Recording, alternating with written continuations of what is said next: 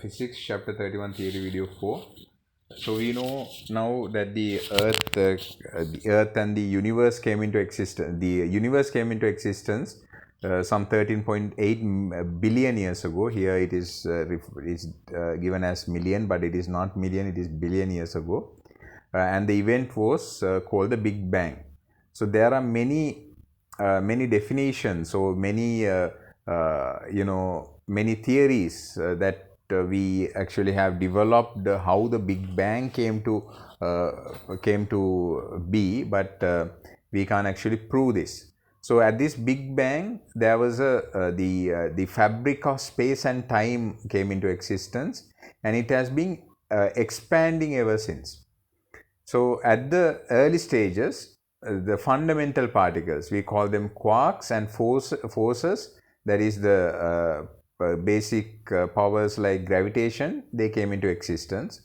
And later on, the cooling and expansion led to the atoms, stars and galaxies to form.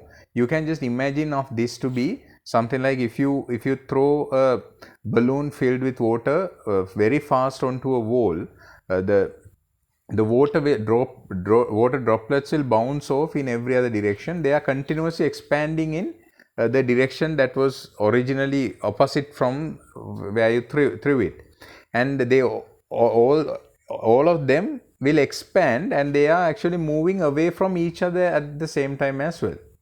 So that is actually the same principles or same phenomena that is happening here. Then also they get together to form these droplets of water. Just the same way all the spherical massive stars and planets are formed when after this Big Bang it is expanding.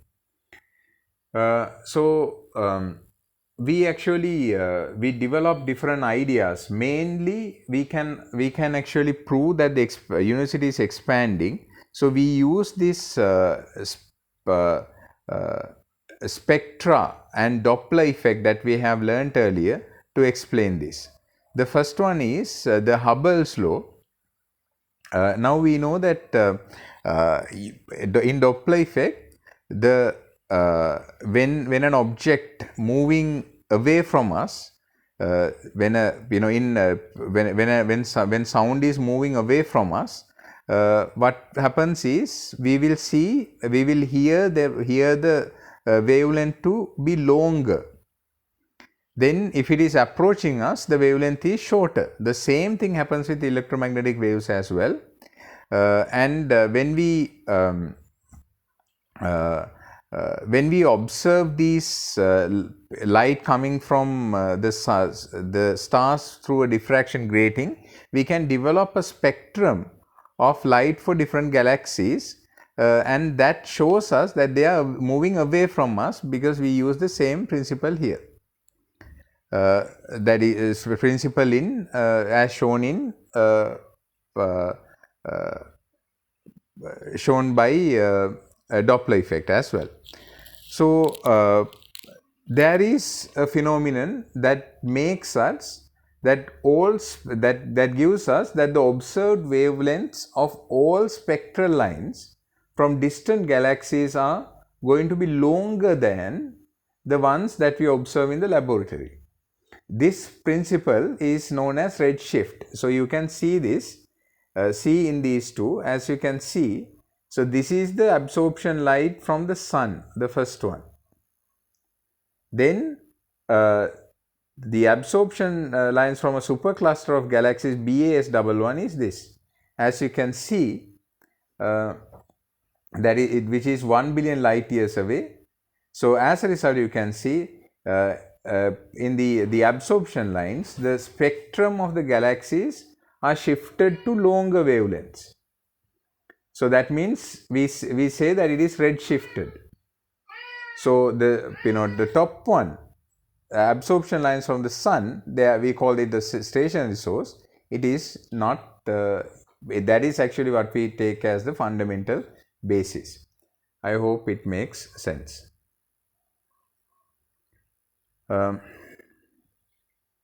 then this redshift of spectral lines actually imply that all galaxies are moving away from us or receding from us. So this was actually presented by Westos Slipher, and Edwin Hubble actually created, using this Slipher's discovery, he created Hubble's law. So Hubble's law tells us that recession speed, that is the speed that makes it go further away from us, recession speed v of a galaxy is directly proportional to distance d from us. So that means velocity is very high when the distance is really high. So we can write it as v is directly proportional to d, or v is equal to HOD. So here v is the recession speed, d is the distance of the galaxy, and HO is the Hubble constant. So Hubble constant has SI units per second, and it has an experimental value of about 2.4 into 10 to the power minus 18 per second. So then the equation is this. Now here in this graph you will see the recession speed of galaxy is directly proportional to distance from us. So the gradient of the best fit line is a straight line. So that means because there are you can see that it is not exactly a best fit here, because there are a lot of variations. So that shows us that there are other factors that might be in effect too. So this is not a conclusive evidence to prove what we have learned. Write down a note. After the Big Bang, the fabric of space and time was developed, which resulted in fundamental particles such as quarks and forces such as gravitation coming into existence.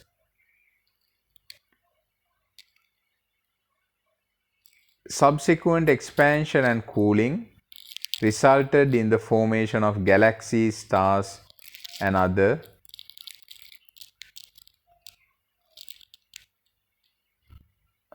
particles such as atoms.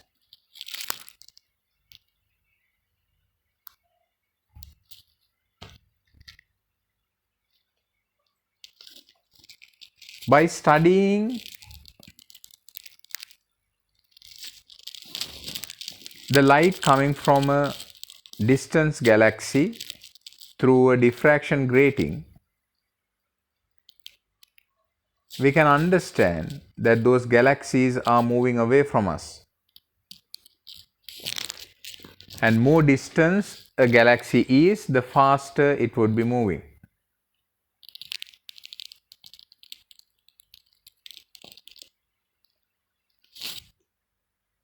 This phenomena can be proven by Doppler effect, which has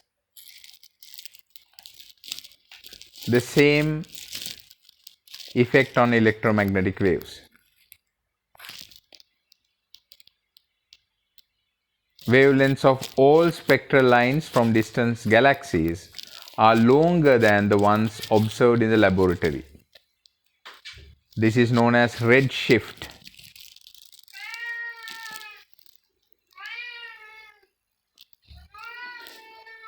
This principle was put into a law called Hubble's law, which states that the recession speed v of a galaxy is directly proportional to its distance d from us. Therefore, v is directly proportional to d,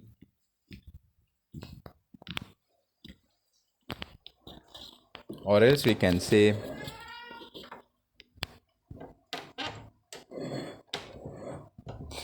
V equals HOD.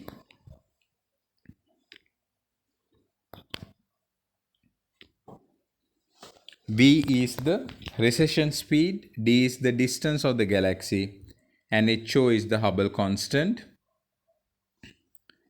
Leave a line and write. Hubble constant has an experiment value of 2.4 into 10 to the power minus 18 per second, and SI unit is per second.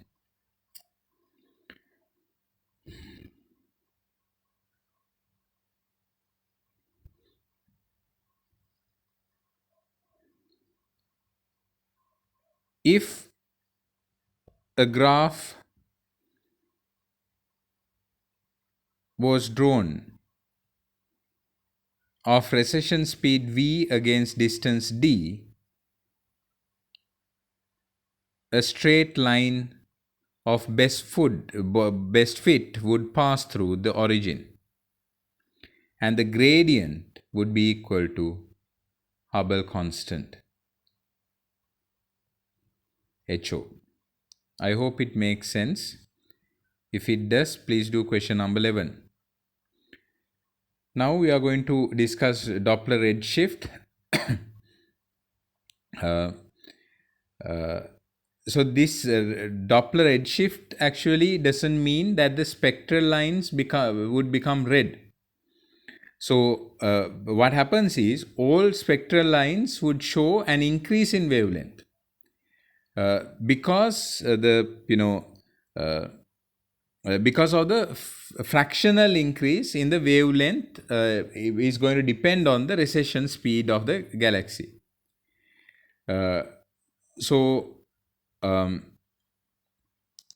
We have something called non-relativistic galaxies. Those are which move with speeds very much lesser than the speed of light in a vacuum. So we use the relationship delta lambda divided by lambda is equal to delta F upon F, which is equal to V upon C. Lambda is the wavelength of electromagnetic waves from the source. Delta lambda is the change in wavelength. F is the frequency of the electromagnetic waves from the source, and delta F is the change in frequency. V is the recession speed, and C is the speed of light in vacuum. So this is the equation for Doppler redshift. So this shows astronomers and cosmologists, they have a value that they assign for the term redshift. So that means if they say there is a redshift of 7%, what that means is the equation is equal to 0.070. So this worked example will give us an idea as to how this redshift can be calculated. So here you have to know how the redshift can be used to determine other values, or how the redshift can be calculated.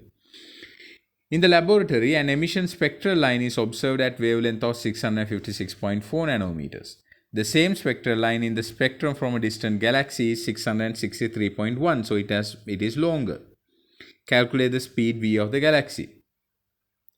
So first of all, we have to calculate the change in the wavelength, delta lambda. It is 6.7 nanometers. So we use this equation to find the speed V now. It is quite easy. So we don't have to convert lambda into meters because it gets cancelled out. However, you have to make sure that both the units are the same. So you divide 6.7 by 656.4, which is going to be equal to V upon C. Then C then when you calculate this, V is going to be 3.1 into 10 to the power 6 meters per second. I hope you understand. If you did not, please ask questions. If you did, please do the question. Write down Doppler redshift. In redshift, all spectral lines show an increase in wavelength.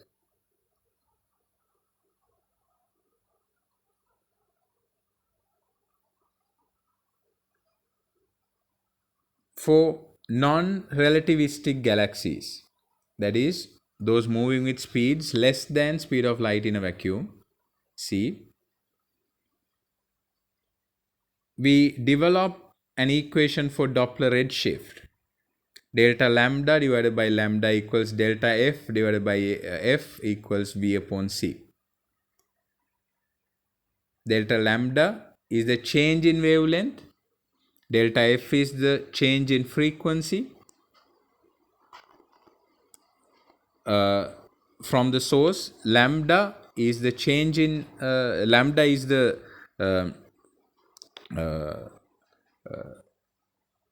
lambda is the wavelength of the electromagnetic waves from the source. F is the frequency from the electromagnetic waves from the source.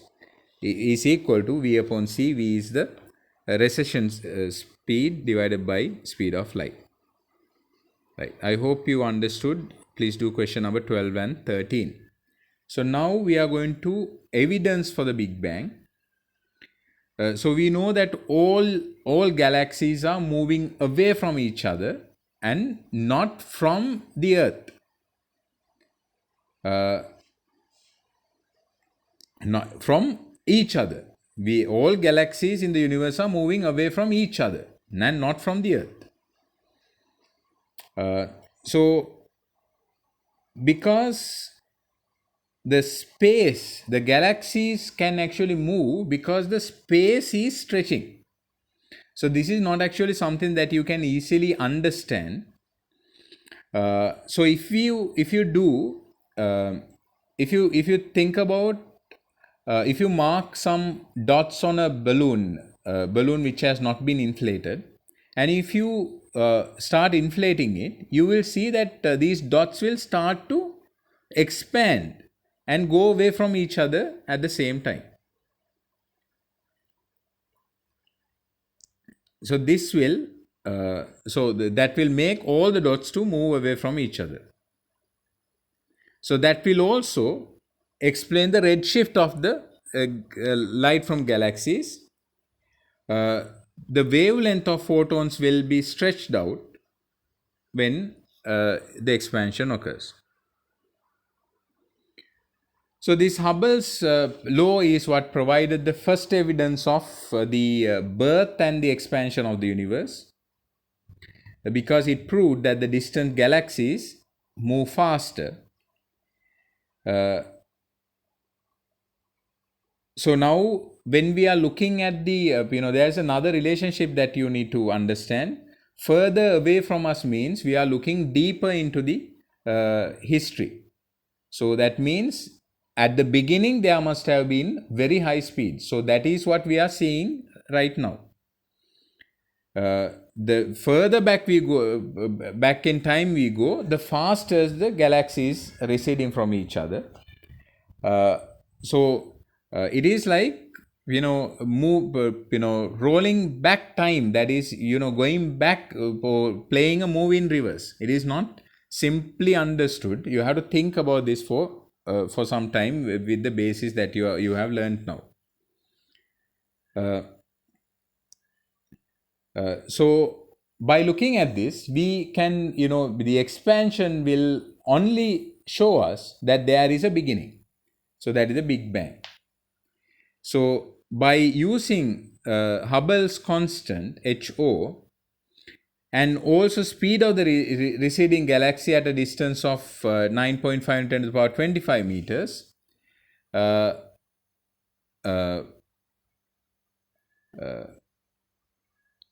and if the speed of such a thing, in question 11, we figured out that 9.5 at a distance, galaxy at a distance of 9.5 × 10 to the power 25 meters had a speed of 2.1 × 10 to the power 7 meters per second.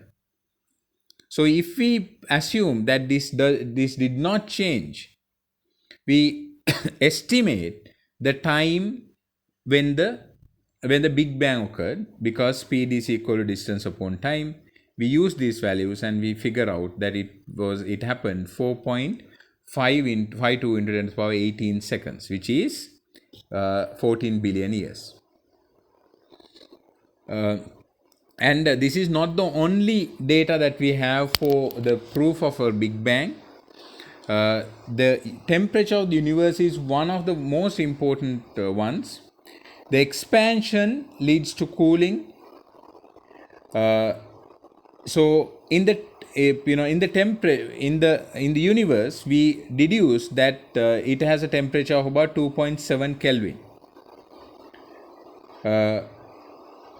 So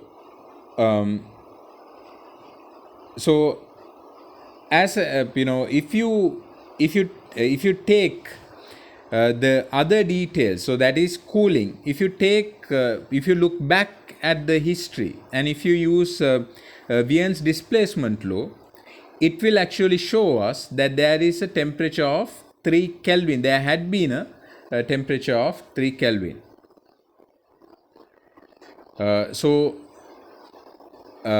What you need to understand is, all of these theories are developed by thinking, nothing else. It is not just by doing calculations, it is about thinking.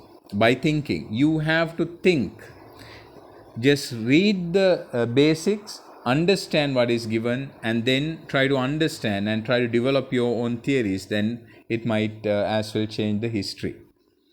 So here the last sentence of the end of your syllabus: physics does make you think. Everything around us, including us, was created during the Big Bang. We could therefore suggest that we all have the same age.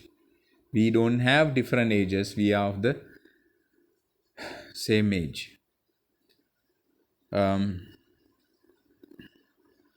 Write down a note. Evidence for the Big Bang. Many theories have been developed to prove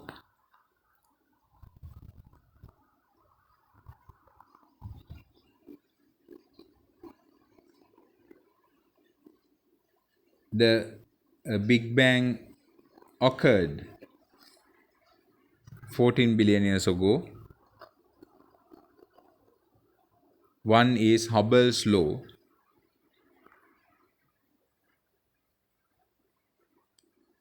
which shows that galaxies are receding from each other, and further away we go, they are moving faster, which in reverse would suggest that there is a start.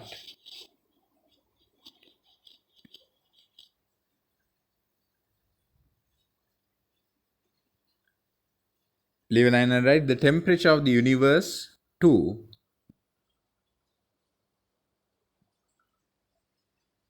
is proof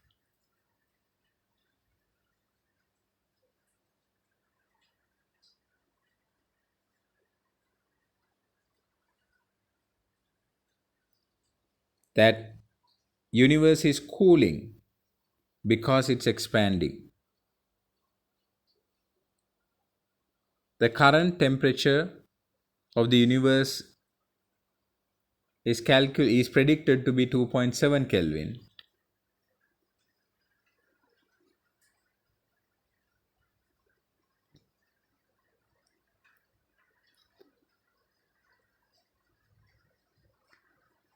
Then the data collected and analyzed from telescopes, onboard satellites, have shown that the peak intensity of the electromagnetic radiation coming from all directions of space occurs at a wavelength of about 1 millimeter,